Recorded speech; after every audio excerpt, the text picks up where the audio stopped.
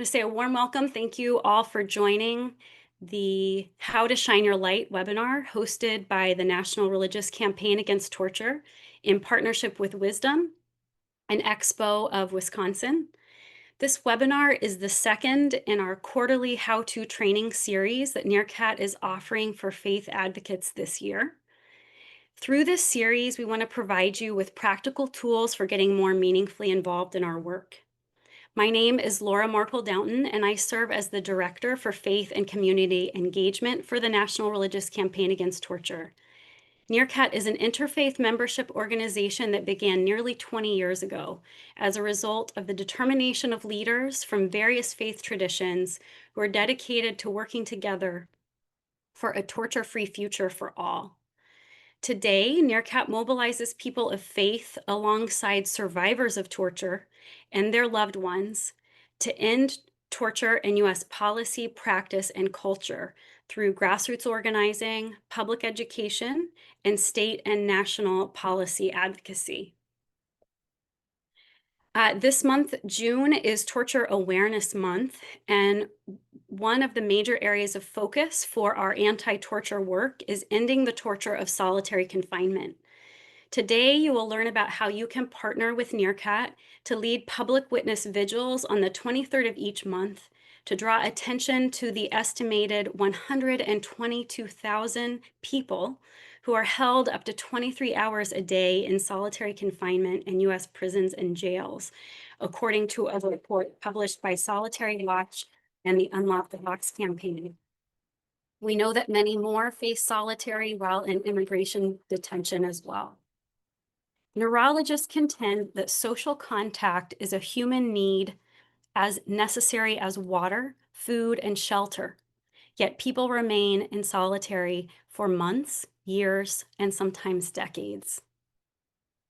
At a time when prisons, jails, and detention centers are kept away from the public eye, vigils remain a powerful tool to keep our communities connected to the realities of torture that persist in these spaces. I wanted to draw your attention to a few resources that NRCAT makes available for you to consider using for your vigil. We have a series of one-pagers available on our website that includes an interfaith prayer and other action materials that can be used in your planning. NRCAT has launched a store as a part of Torture Awareness Month that includes apparel that you can wear with human rights, interfaith messages, and we can also make banners available to you by emailing my colleague, Reverend T.C. Morrow, and TC's email address is there. So each of our presenters today have powerful reasons for leading this work, and they will be sharing from their experiences with the hope that they might inspire you to do the same in your own context and with your own community. So with that, it's my privilege to get to introduce you to our speakers today. Marianne Oleson serves as the Operations Director at EXPO of Wisconsin, which launched in 2014 and expanded statewide, empowering justice-impacted individuals to lead reentry initiatives and push for systemic change in policy and justice reform. In 2020, they introduced the Safe Housing Program to provide dignified housing for women post-incarceration, providing vital support for successful reintegration into society. Today, EXPO continues to expand its reach, leading statewide campaigns for justice reform, empowering communities, and supporting reentry success for thousands. So thank you, Marianne, for being here. Representing Wisdom today are a number of our colleagues, and I will tell you just briefly about each of them. Talib Akbar serves as the Vice President of the Wisdom Executive Board. Reverend Steve Hartman is a member of the Board of Directors and Spiritual Leaders for Joshua, the Green Bay affiliate of Wisdom. And Amber Edwards serves as the community organizer for the Joshua and RUTH affiliates of Wisdom in Green Bay and Manitowoc. And we are also joined by Wisdom colleague David Murrell, who serves as the Prison Inreach Director for Wisdom. Wisdom itself is a Wisconsin network of faith-based organizations with 13 affiliate organizations across the state, from Eau Claire to Kenosha. Wisdom was founded in 1988 and began with Milwaukee inner city congregations allied for hope, or MICA. Wisdom's priorities include multi-issue work from a faith-based lens for racial, social, and economic justice for all. And Wisdom is a member of the National Gamaliel Network. So with that, I want to say a thank you to each of our distinguished presenters for being here and being a part. And we will be able to hear first from Marianne, followed by Talib and David, who will be our first panel. And then our second panel will be Reverend Steve and Amber to share about their work in Green Bay. So I want to ask each presenter as you start, and Marianne, going to you, if you could just start by sharing why this work is important to you. Thank you. Hi, Laura. Hi, everyone. Thank you so much for having me. It's an honor to be here. This work is personal for me. I am formerly incarcerated and I am still serving a sentence. I am serving extended supervision until 2042. I left sisters behind when I left prison, and they are in my heart and in my mind nonstop. So the work is very, very personal. And again, it's an honor to be here. I serve as the operations director for ex-incarcerated people organizing, EXPO of Wisconsin. And today I'll walk you through how to organize a respectful, impactful, and community-centered rapid response vigil following the death of someone who's incarcerated. These vigils are not protests.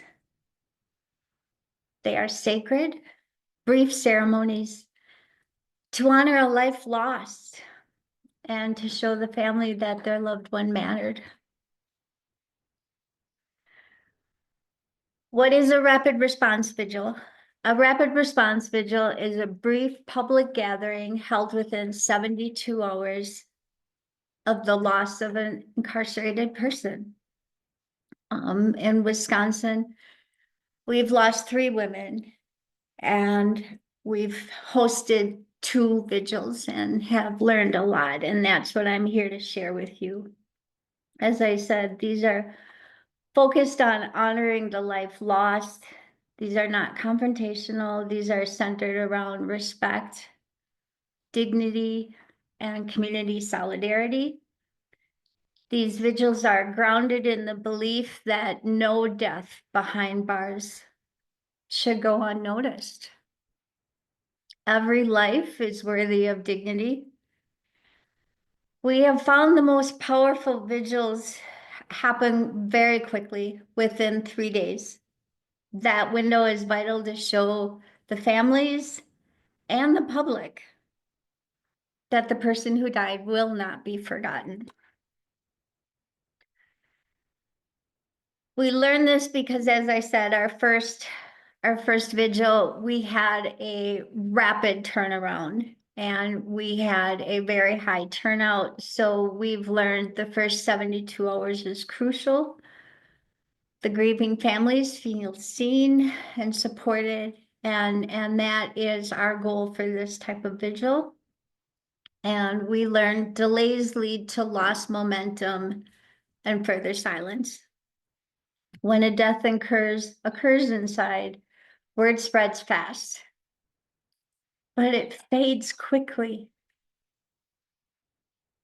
We mobilize fast because our presence can cut through institutional silence. People show up when it's fresh, when emotions are raw, and when it feels like they can still do something that's impactful. We do notify law enforcement, we do notify the institutions, and we do it respectfully.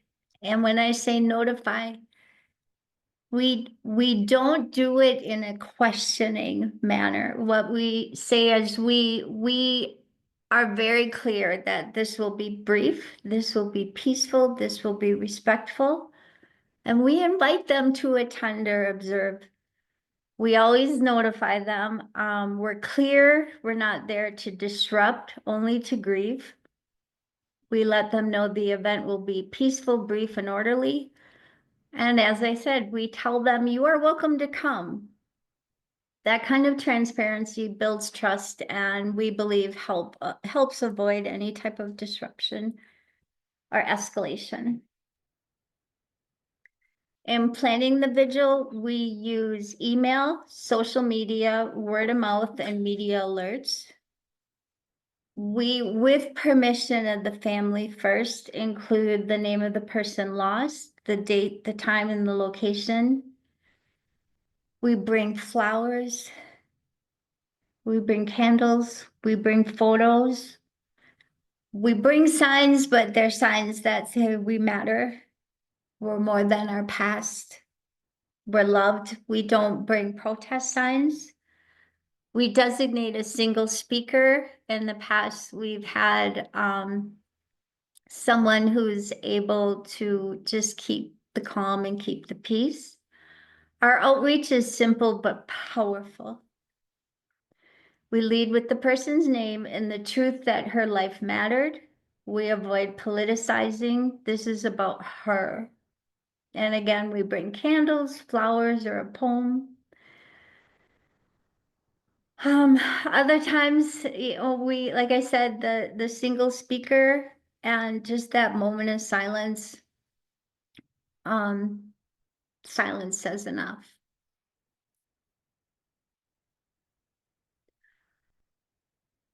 We're there to show the families they are not alone. We speak the name of the person lost. We make visible what the system tries to hide. We honor the life even in death. These vigils reclaim dignity. They say you were loved. You were human. You were not invisible. And if we don't show up, silence wins. And when we do, we shift the narrative. Thank you. Marianne, thank you so much for that. What you've presented to us is such a beautiful picture of holding the sacred memory, and we're grateful. So thank you for sharing with this group. Thank you, We Marianne. know that vigils can take on different meanings in different times.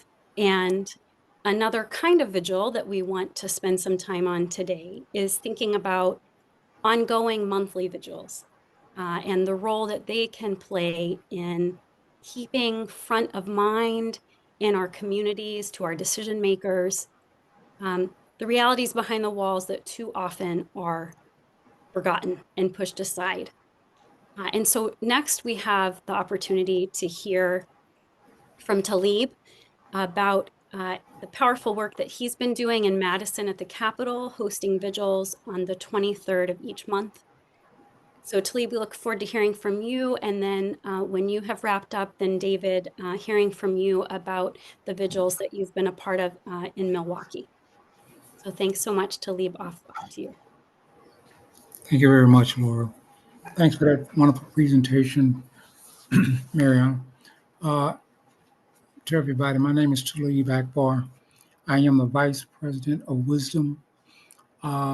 We have 13 affiliates throughout the state of Wisconsin, well, 14. I am an impacted person. I've served 20 years in the state of Wisconsin, and I constructed the solitary condition of confinement, the replica. There's an original one, and this is the second version of it. We meet on the 23rd of each month, and sometimes that depends. You can't determine how many people is going to be there, but many times there are a lot of people, and then people just passing by. And what we do is we chant, um, unlock the box, UTB, stop the torture, no new prisons, no budget for torture, stop, stop, stop the torture. Solitary confinement is torture. These are moral issues that the people join us to commit themselves to because they know it's wrong. Solitary confinement is torture. And anyone that has been in prison, served time in solitary confinement, know very well that it's torture. I've served 10 stints in solitary confinement. I'm compassionate about it because there are people, just as we speak, in solitary confinement. So when we meet up at the Capitol, we chant. Everybody has a bull, mostly everybody has a bullhorn. Uh, I make sure of that. And we chant. We say those various things at the Capitol. People passing by, even though there's not just a bunch of us there, people who are passing by see us and they join in, or they raise their hands, or they honk their horn. You know, we're doing the right thing, and it's important that we do the right thing because solitary confinement is torture. It's a moral issue, and we as a public should be concerned about that because on a daily basis there are, as mentioned, 122,000 people in solitary confinement throughout this country. It is important that we get this message out. I'm dedicated to this because I've served time in solitary confinement. I know what it feels like. I know what it looks like, and I know how it reeks, you know. So on a daily basis, uh, there are a lot of people that come by there and talk to us, and I just don't do it on the 23rd. Sometimes I might just pop up uh, individually and open the truck up and allow people to take a look at what a solitary confinement cell looks like, and they are surprised. And many people ask, "What can I do?"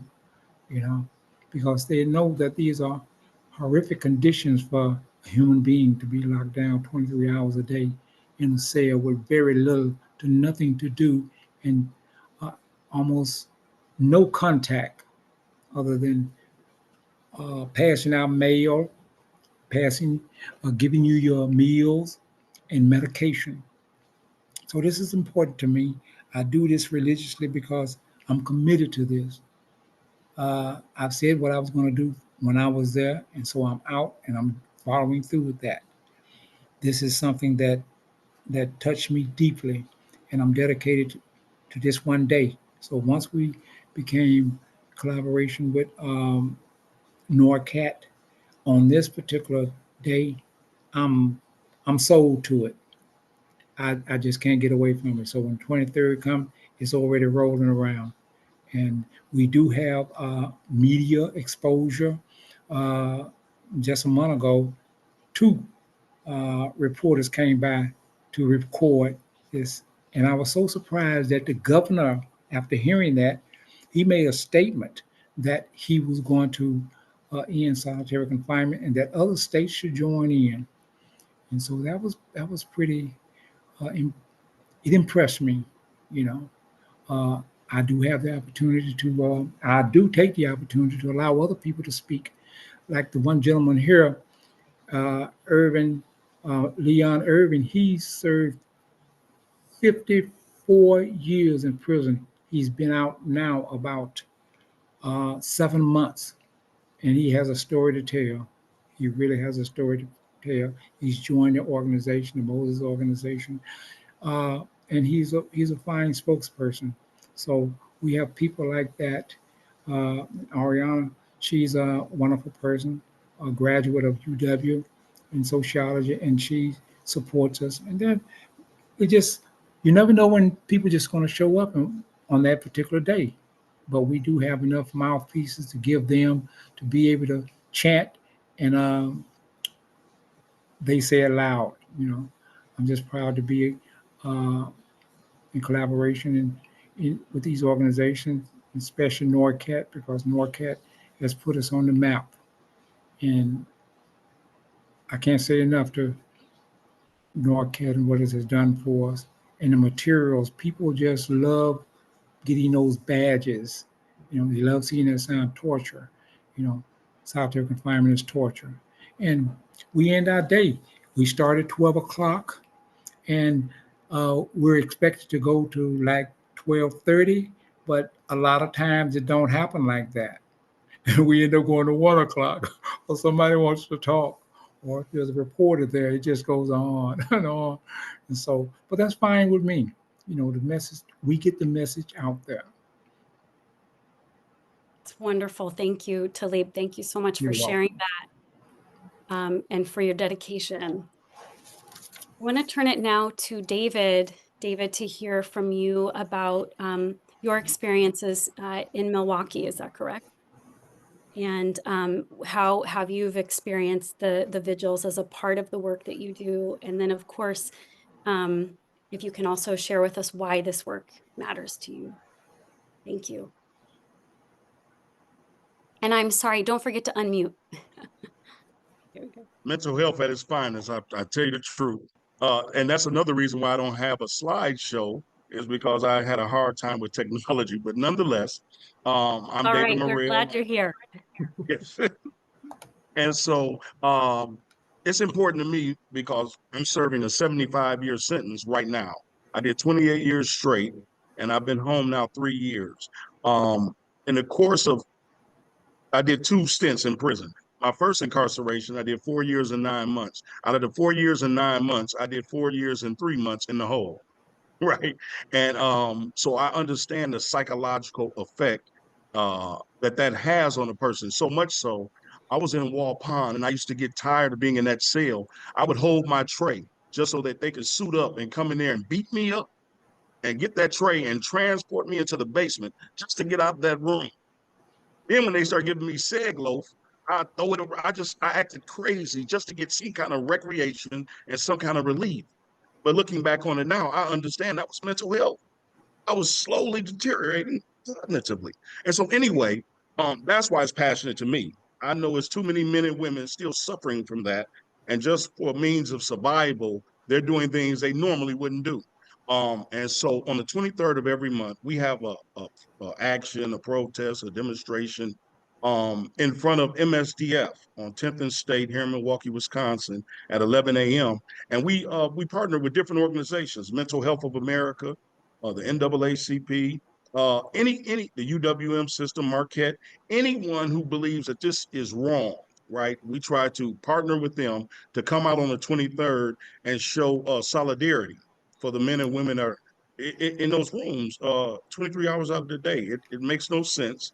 And as a society that's really striving to do better, then we all collectively, whether you are directly impacted or not, we have a skin in this game. We all have to come along and say, this is wrong, and we demand a change. So every month on the 23rd, we're out there demanding a change.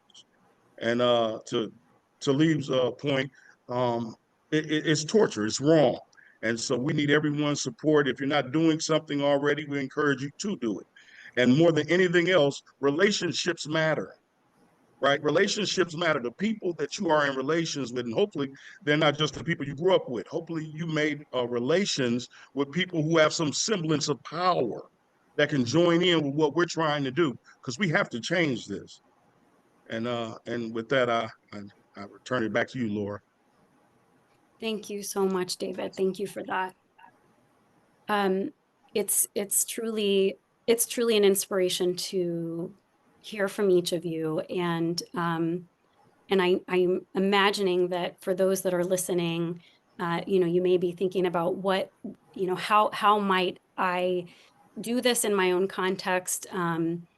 And so we've got another example to share with you, and that's from our colleagues, Reverend Steve and Amber, who have been leading monthly vigils in Green Bay. So I want to turn it over to the two of you, and they've brought along some wonderful photos as well. So we'll be showing those as they're sharing with us. So I'll hand it off to you. And of course, I'm sorry, a reminder to share again why this work is important to you, and then how you've been going about this. Thank you.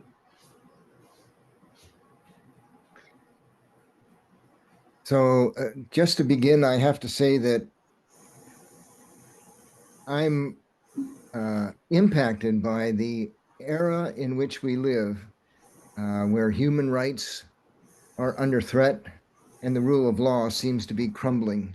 And so I think every person is of infinite value in the sight of God and expect and deserves to be treated in a full human way. So I believe in rehabilitation and the power of God's grace. So that's kind of where I'm coming from.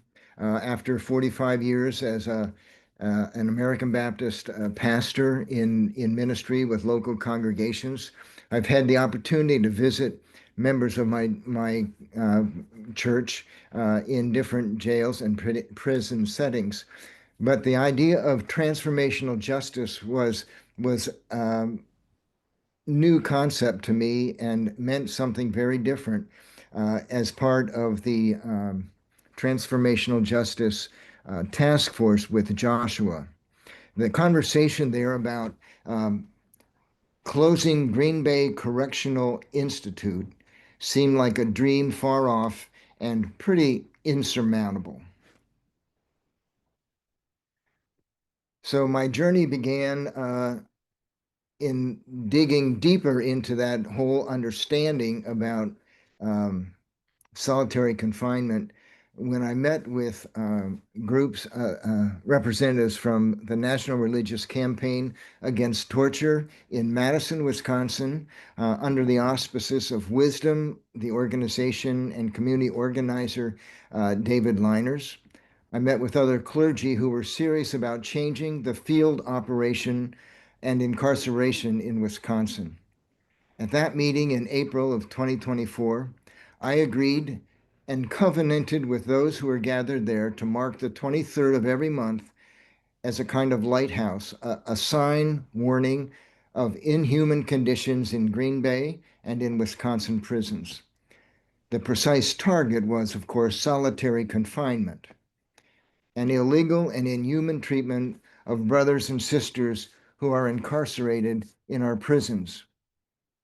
From that day and that conversation to this day, we have met on the 23rd of every month at the Green Bay Correctional Institute at the corner of Webster Street to meet in prayer and in remembrance and respect for those who are incarcerated in that crowded, old, and failed prison in our community.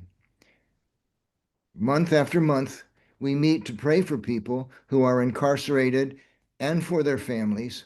We pray for an institution that has no longer served its purpose and has very little to offer in rehabilitation beyond crude punishment. The epitome of that punishment is crowded conditions, solitary confinement, which both violates the standards and the laws of the state of Wisconsin. We also acknowledge the need for prayer for those who are administering the failed system in a failed building and doing it all in our name and with the support of our community. We understand that 23 is the average number of inmates in Wisconsin who are consigned to solitary confinement in a given month. In addition, 23 is the number of hours that a person incarcerated in Green Bay Correctional Institute is confined to a cell that is designed for one person, but currently holding two people. We pray for these people by name. We pray for their strength, for their health, for their well-being. We remember and pray for the families who are affected by those who are confined in the Green Bay Correctional Institute. We are concerned about how the experience in Green Bay not only meets the crude requirements of punishment, but even further miss the need for rehabilitation and to prepare these people who are incarcerated to be released back into our community and to become engaged and productive in healthy lifestyles. Finally, the reason for the vigil being publicly promoted and invited in the press along the streets of our cities is the need to challenge what we might call lack of awareness.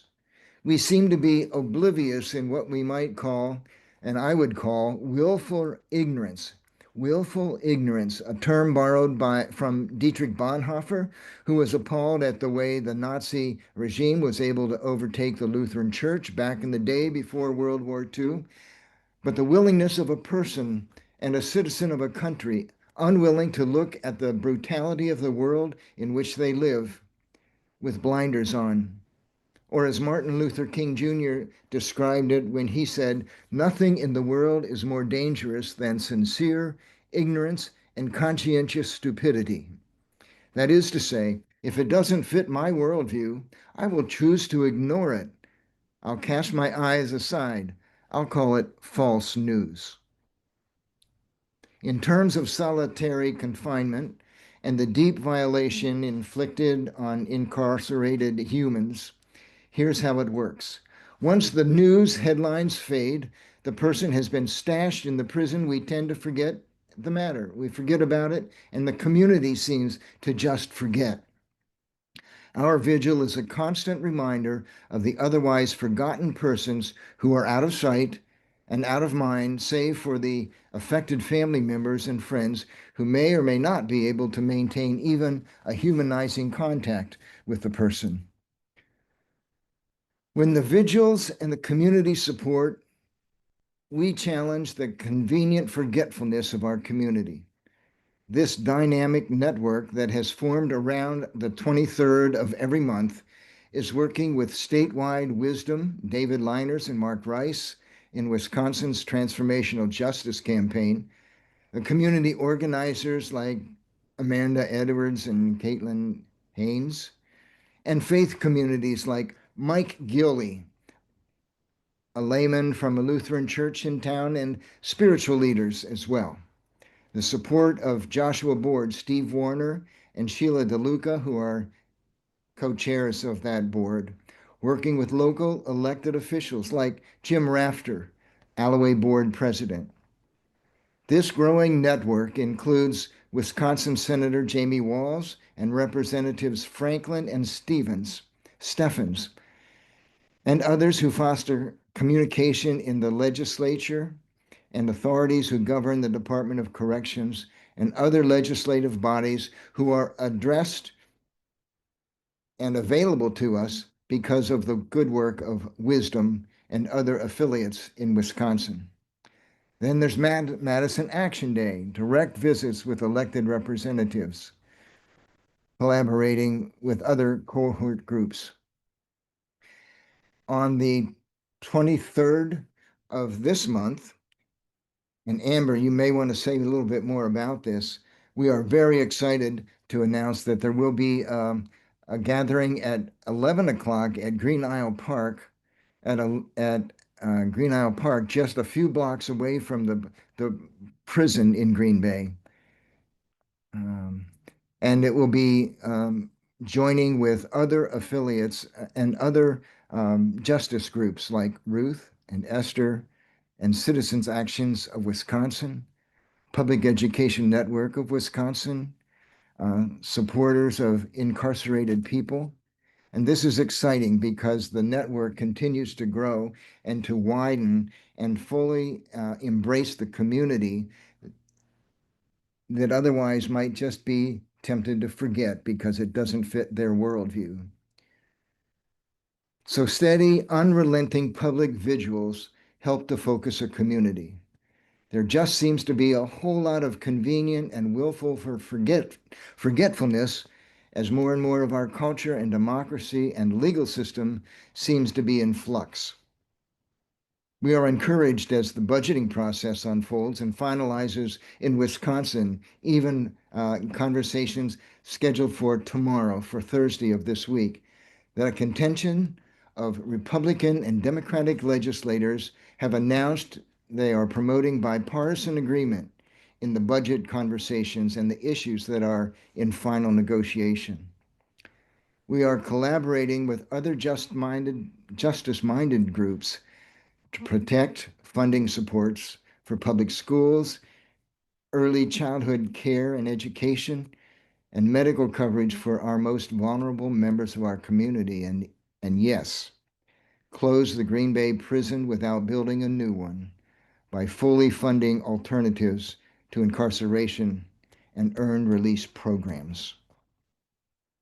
Thank you for your time.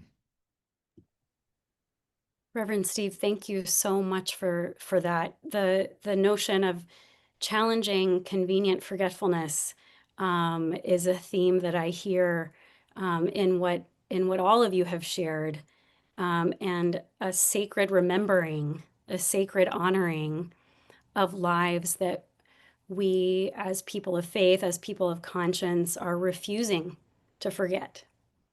Right. So thank you so much for sharing that.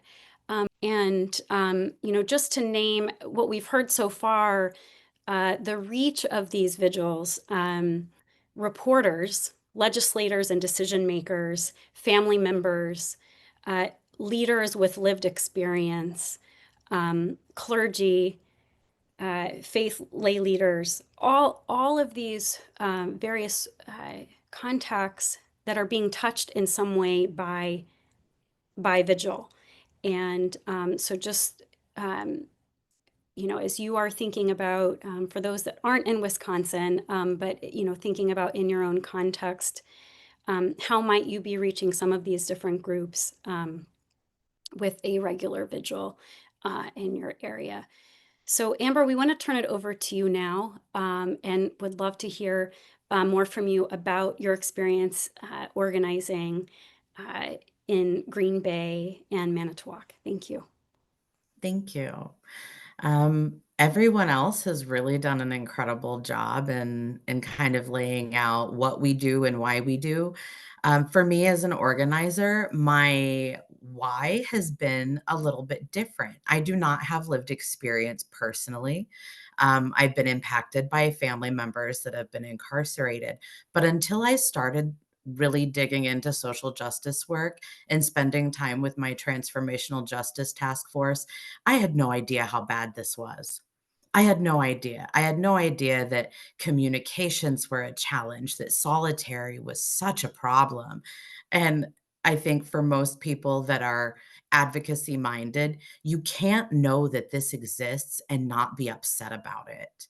So for me, I really fell in deep, reaching out to people that knew more than I did and was like, why is this happening? Why aren't we doing better? So that journey was a very rude awakening for me. Like I said, I just had no idea how deep it ran and how difficult it is for the public to get any transparency from the Department of Corrections when something is going on inside. We work with legislators, we work with media, we work with impacted people formerly incarcerated and their families.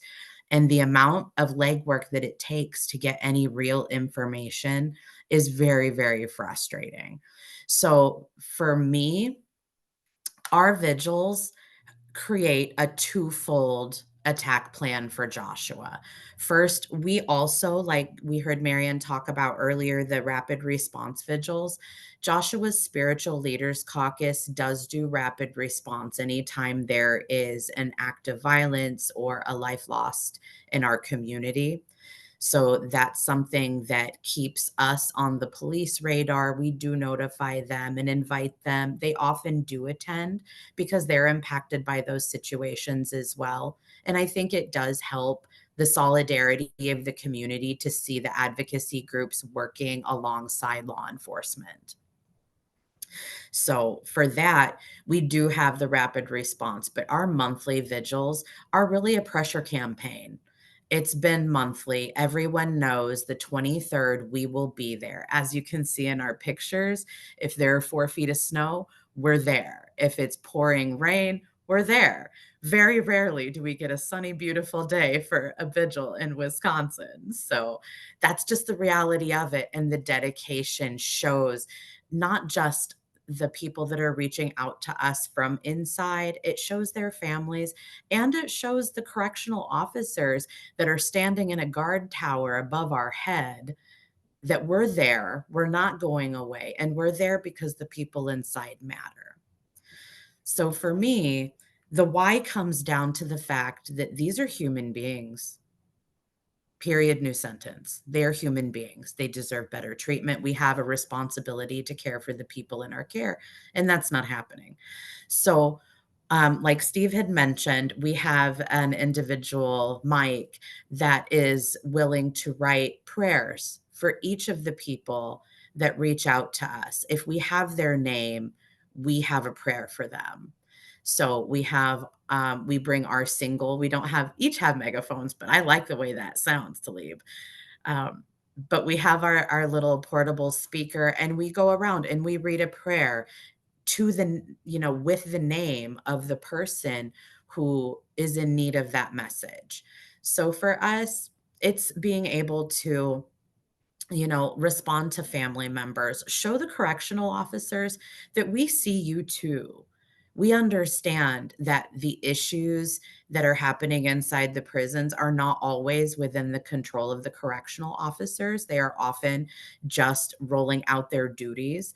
They are understaffed and overpopulated on the inside. So we recognize all of those things, and it's important for us to show support as much as we show resistance to that new prison idea. GBCI is crumbling. It's in terrible shape. It is certainly not the only facility in the country that has been neglected and could use some upgrades. However, that's not the best solution for our community. Justice reinvestment is a whole different idea. And the idea of building a new prison, if you're working in this work, or if you're, working alongside advocacy in any capacity, we assume, because history has shown us, if they build a bigger facility, they will fill a bigger facility. We would like to see those funds turned into reinvestment campaigns, reentry campaigns. We have options, instead of revoking people, so we push those narratives a lot.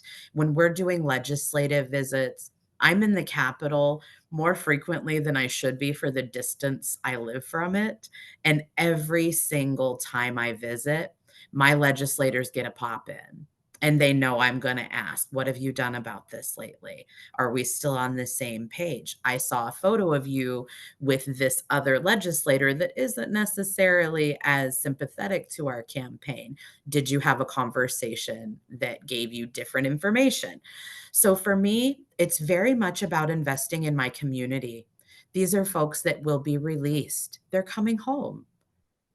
Locking them in a box and impacting their mental health, not providing them with reentry tools, helps no one. So by continuing to be outside every 23rd at noon, rain or shine or snow, the people inside and outside that prison in our community know we're not going anywhere. We have better ideas. There are better solutions. The governor's budget this time is the closest that we've ever been to a reasonable alternative to move forward.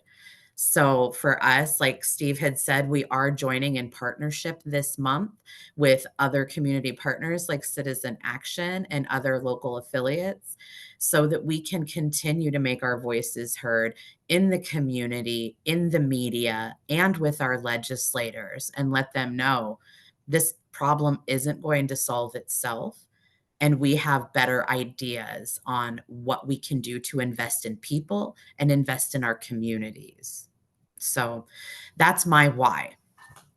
From an organizer point of view, my job is boots on the ground. My job is to talk with as many folks as I can, and Joshua receives a fair amount of correspondence statewide from impacted individuals and their family members. So we have a newsletter that we send out to them so that they know, even though we can't handwrite a personal response and provide a solution to every problem, we make sure that the people that are reaching out to us know that we're here, that we're out here doing the work, whether they can see us or not, that they matter, and that we want their reentry to be successful. So those are the main points that we stand on for our monthly vigils. We've had anywhere from, in the time that I've been here, we've had anywhere from 10 people to 40 people, out in the rain because they saw us out there the previous month. We have people in the neighborhood that have walked up and just said, "What are you doing out here in the rain every month?" and things like that. So community conversations, continuing to talk with partners, and of course social media is a great tool for us to let people know that rain or shine, we will be there always. Thank you, Amber. That is truly an inspiration, and the dedication and the vision that is represented speaks volumes. So I want to pose a question to all of you now. And as you're thinking about, the people who are joining us who may be inspired to take a step and want to get a vigil going where they are, what would your advice be to someone who wants to get going and says, "I love this idea. I'm inspired by it. I'm on board, but where do I begin?" Who, what would you say to them? I would say your voice alone has more power than you realize. It takes one person to begin an action. And like Talib had mentioned, there are times that we end up, if we have time and we can present and it's just us alone, we will do so. If you bring your sign, post on Facebook and let your people know, "Hey, I'm feeling strongly about this action. I'm going to make a sign that says people, not prisons, and I'm going to go stand on a public sidewalk peacefully minding the law and present myself as a solo protest." That's absolutely a great place to start. Absolutely. The power of one is often understated. Mhm. Absolutely. Thank you for that, Amber. I'm wondering how others would build on that. I think Amber did you have to be committed first, right? But in this day and age, with Facebook and Instagram and all of that, you'll be surprised how many people are like-minded. They just don't know how to start, right? So if you take the initiative, people will come, right? So you can post something on Facebook, uh, personally contact your family and friends. I'm sure you have someone that thinks like you, that cares about issues like you. Contact them. Hey, you know what? Let's just go to the park one day, make us a sign and walk around, right? Let's just do something. And in that, almost like the snowball effect, it starts small, but it begins to move and it gains momentum, and people will join in and reach out to local organizations in your community. They may already be doing something. You could partner with them, right? We don't have to create the wheel if it's already created. But if nothing's being done, you do it. And so, yeah, I just agree with Amber as well. Thank you, David. Marianne, I see. I'm gonna second on what they both said, and like David said, all of us know there's not one of us who is our choices we regret, who is our past. There's not one of us. That is something we all share. And when you put that message out there and you invite others to join you in a fight against injustice, they'll be there. Thank you, Marianne. Reverend Steve. So I have to just say that two things. One is I'm terribly troubled by our willingness today in general in our culture to just write people off because they're different or they think about something different than what I think about. And that's just plain wrong. What changed me was the understanding of the impact of solitary confinement and the need for that to change, that we're in violation of even international standards any measure. Mhm. But that was the piece that really drove me to do something more. And that after 40 years of preaching, mind you, and the need to do something rather than just say something. Mm. Do something, not just say something. That's right. Yes. Well, I agree with all the panelists, what's been said.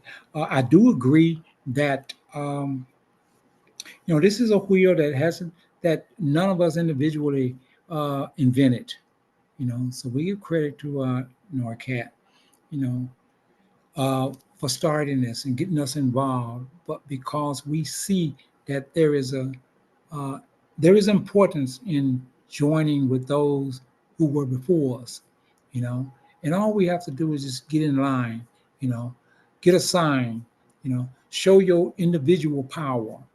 Just stand up with us, you're not alone. 23rd is a specific date and time that we do this. However long you want to do it, stand up, and you'll be surprised to the power that you will feel and other people will feel around you once you begin to chant, unlock the box, stop the torture, no new prison, no budgets for torture, stop, stop, stop the torture. That's easy. Gets no better than that. Close Green Bay. Solitary confinement is torture, you know. So an individual can pick out anything that relates to that and just show your individual power, you know. So we have power in people and in money. So this is the acts, show your individual power. I would say that to anyone who's listening or want to be involved. The wheel has already been invented. Just join in and make it spin. Thank you, Thank you. Talib. David, did I see your hand? Yeah. You did. I also encourage challenge the church. If you belong to a church or a social group, challenge them. Challenge them. And I mean, the Bible. I'm sure it's somewhere in the Bible. I need to read more. I promise you. But we're supposed to help those who can't help themselves, right? We're supposed to be the good guys. And so, if it's church or just a social group, whatever it might be, challenge your group to get involved in this fight. Thank you, David. I want to pose a question to you all, but that I particularly want to pose to our leaders with lived experience. For, let's say, a faith community that, it's a religious community that cares. David, to your point, they want to do something. They want to reach out to an organization or organizations in their area that are led by communities and people directly affected, family members, directly affected leaders. What would you say to them about how they go about that? Anything you would say, please do not do this, or please do this, please be mindful of this. What would your hope be that they would be thinking about in making some of those asks or some of those outreaches? Talib, you want to go first? Well, yes. Congregational wise, and I'm pretty sure that Steve can speak on this much better and clearer than I could. But if you are a religious person and are to any congregation, it's in your Bible. Free the captive. How do you do that? Well, get together and collaborate and figure it out. But one of the best verses that you could ever come across, whether it's in the Bible, the Quran, the Torah, whatever, is do unto others as you would have them to do unto you. Don't get no better than that. So when they congregate and begin to ponder those wonderful words, you'll figure out what to do. Right. Because your congregation, church people are together. And if they just come together for this meaningful cause and represent their church, their moral issues in the church, out the church, it'll be successful. Thank you, Talib. Marianne? Marianne, I see you. Yes, please use the pulpit for justice. Mm. Please, please preach. Is the second chance a fair chance? Is it a real chance? Please preach redemption. Call the love marginalized. I mean, and above all, allow us to lead myself, David, directly impacted leaders to come and share our truth. Please Yeah. use that pulpit. You've got it. Just speak our word, please. Just to add on to that too, for churches, I believe having a prison ministry is important, right? If they're able to get into the prisons and share the love of Christ, but also give hope to the men and women that are incarcerated, right? And it means something when officers see people coming in consistently and they're loving on the men and women on the inside. It softens the officers because they still can do their job and be human, right? So I'd encourage a church to have a prison ministry if they don't. And if they don't, they need to reach out to any prison in their locale and ask for the chaplain there and talk to the chaplain. Hey, my church wants to come in. How do we do that? And start that process. But out here, it's it's a matter of doing it, right? And reaching out. Hopefully, in wherever anyone watching this webinar may be located, hopefully there's organizations that you've heard about or that you know are doing some kind of social justice work, and you need to contact them. Hey, I want to be a part of this. I want to volunteer my time, resources, or whatever you need. I want to be a part of it. And if they're not, start your own. Amen. Thank you, David. Thank you, Marianne. Did anyone else want to weigh in on that before we move forward? Steve, I see your wheels turning. Well, being called out as a religious person, I have to second what is being said, and that is, first of all, the prophets, the Judeo-Christian tradition was pretty clear. The prophets were not happy about all the religious folderol and yet ignoring the justice issues in their communities. Jesus was a prophet and a preacher, and he was always with those who were marginalized and outcast. That's where you found him, and that's where he should be today, in the church, in the community. Thank you. Thank you. Thank you, Steve. Thank you all. So we have communities who are, some of whom are deeply involved in this work, who are working to pass legislation in their respective state, collaborating with the Unlock the Box campaign, as you all have mentioned.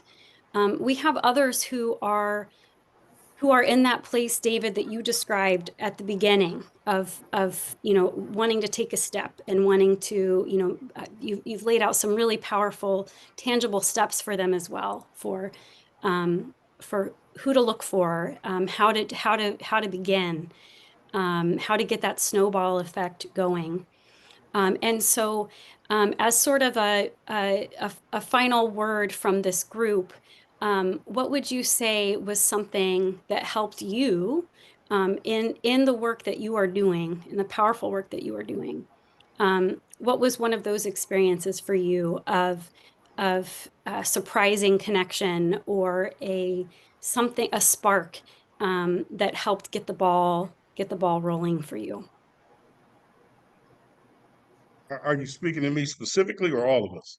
All of you. Yeah. Yeah. For anyone. Yeah. Well, for me though, I came home and there was a guy named Ramiah Whiteside who I grew up with, and he gave me a call because I had started making change with God. God started changing my life in prison, and I started maturing. And Ramiah was a part of my journey, right? So when I came home, he reached out to me and told me about EXPO, right? He knew my heart.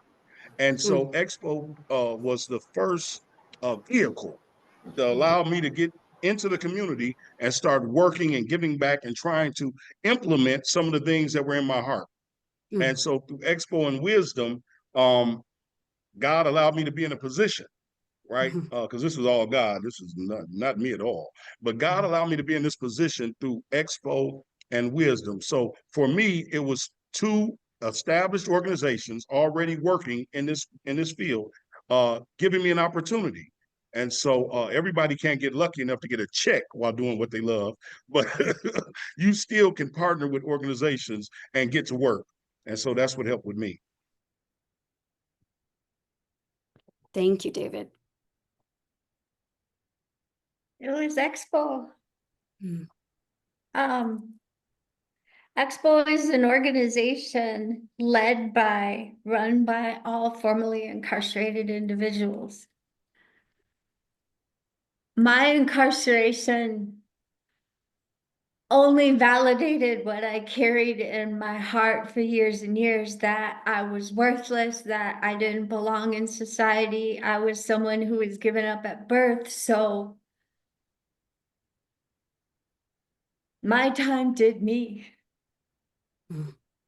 And when I came home and met people like David and Ramaya, David, you had to bring up Ramaya. Mm. Mm. Mm. And they told me I mattered, Mhm. but showed me I mattered. Mm. Mhm.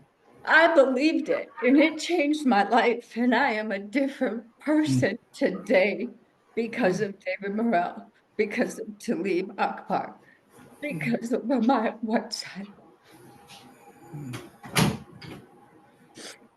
Yeah. Thank you, Marianne. Thank you, Mary. We have to show each other how much we matter. Yeah. They showed you the truth. They showed you the truth. Thank you. I'm gonna make space for if anyone else, yeah, to leave. Okay. Well, I was spinning the wheel and brewing up, knowing that I only had 2 more years left.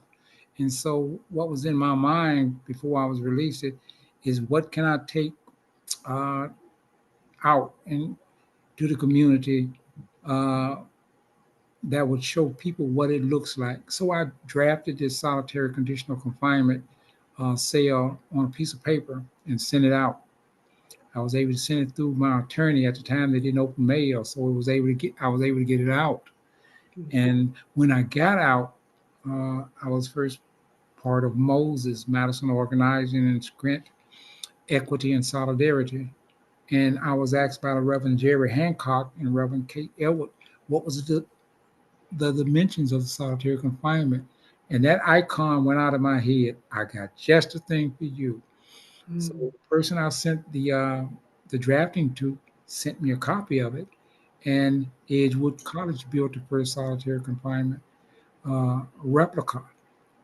And so my aim was, and I actually didn't think of solitary confinement until these the religious leaders brought it to my attention. I was thinking somewhere else on another term, solitary confinement. Solitary confinement is torture. And so that message has been strong ever since then because people notice that solitary confinement is torture. Keeping a person in a solitary confinement cell for an indefinite amount of time is torture. So regularly it's just been categorized as 23 hours a day, but some people have been there for 5, 10, 15 years. Leon Irving, out of 54 years, he spent 40 years in solitary confinement. Wow, that's deep. So the message hasn't changed.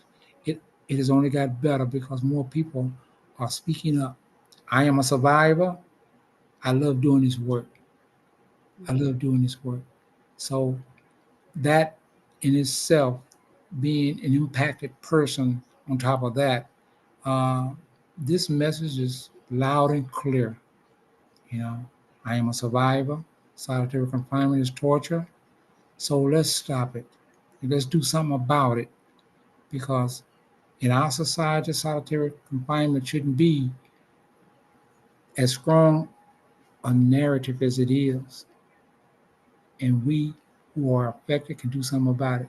So I talk about it, I advocate about it, and I'll be about it. So Thank you, Talib. It has been just incredible what each of you have shared today. And so I just want to say a big heartfelt thank you.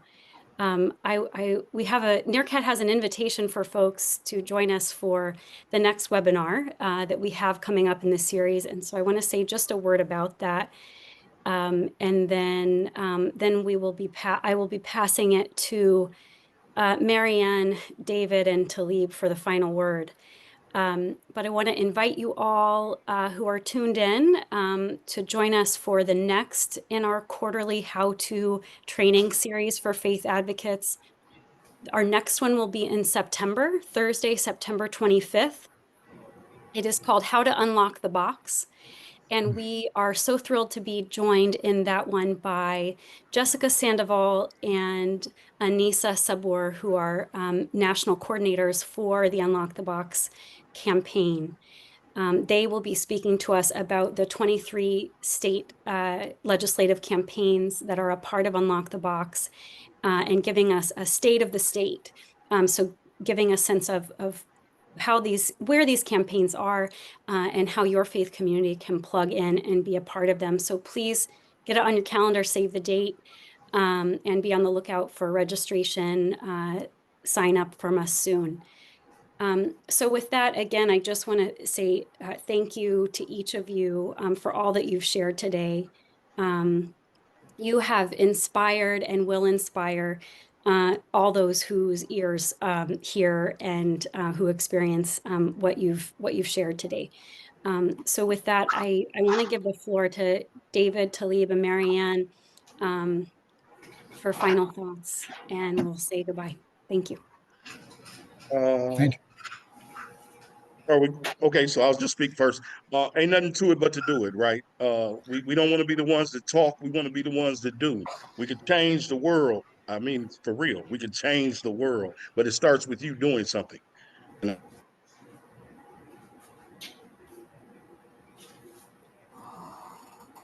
Amen. Thank you, David. Thank you, David. Talib? Okay. Yeah. Absolutely. I agree with David, Marianne, Amber.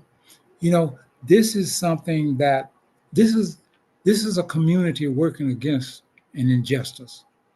You know, and if we work as a community to change the narrative, you know, that literally means us no good as human beings. We can establish ourselves as dignified people because they don't have the right to indignify us as human beings or to mistreat us to the point that we feel like we're not entitled to life. We have enough behind us to talk against this injustice. And I believe as an impacted person, I'm motivated as a result of my experience, which has been a horrible experience. I served 10 stints in solitary confinement, and thinking back on it, it was a horrible experience. And right today, I am affected by it because it still exists. So my encouragement to people all over the world is to join in with people who have a mission to do something good. This is a good fight. So join your uh, local representatives in ending solitary confinement. Thank you, Talib. Thank you to everyone, and thank you to my brothers. As I think we've shared, we don't just light candles, we light paths forward. We stand with families, we stand with our brothers and sisters inside those walls. We challenge injustice. And we fight every day to bring our people home and keep them free. So if today moved you, don't let it end here. Support our work. EXPOwisconsin.org, wisdom.org. Join us, share our message. Every voice, every person, every thought, every prayer, it makes a difference. Thank you. Amen. Amen. Thank you all. And thank you all for joining us today. Bye-bye. Thank you. Bye, everybody. Be safe.